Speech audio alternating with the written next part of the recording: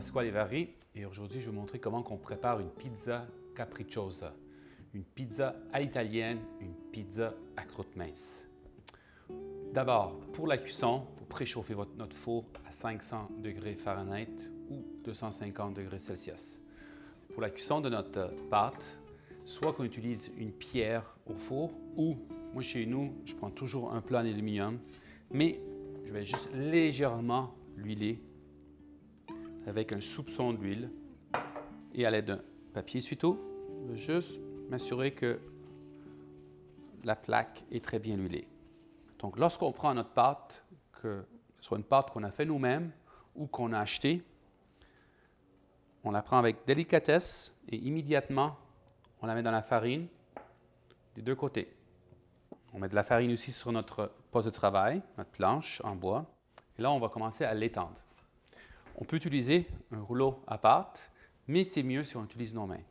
Je conseille de prendre vos 3 doigts et on y va comme ça. On commence avec l'extérieur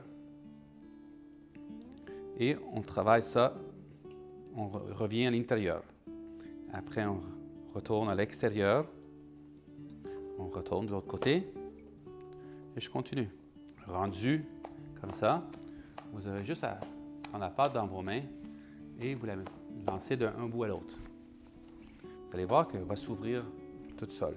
L'autre technique, qui est une technique un peu plus facile, c'est à l'aide de beaucoup de farine, un peu moins spectaculaire, on va tourner et on va tirer. Et le but, c'est toujours de tirer le plus possible. Et une fois qu'on arrive avec une dimension qui va ouvrir notre plaque, on la dépose.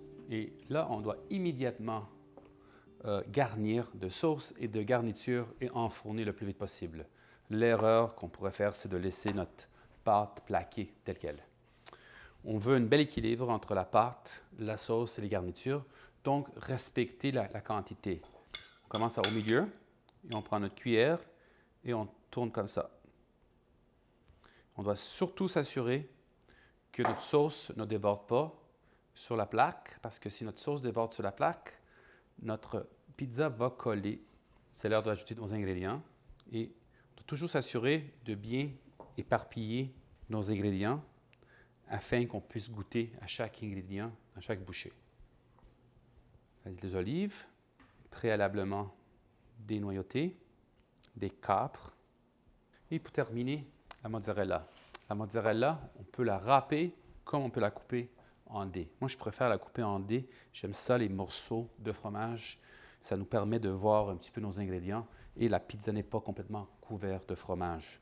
On a respecté les critères essentiels d'une pizza à l'italienne. On a une pâte à croûte mince, très peu de sauce, juste assez pour couvrir le fond.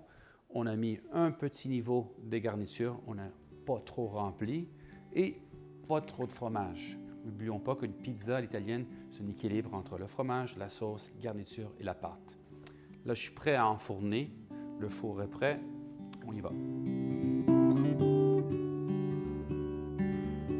Là, notre pizza est cuite. Une façon à la maison pour voir si elle est cuite, avant de la sortir du four, à l'aide d'un couteau, on lève notre pizza. Si la pâte se plie, elle n'est pas prête. Si la pizza reste tout droit, elle est prête. Un petit peu d'huile d'olive à l'aide d'un pinceau, juste sur la croûte, comme dans les grandes pizzerias en Italie. Et voilà, pizza alla capricciosa.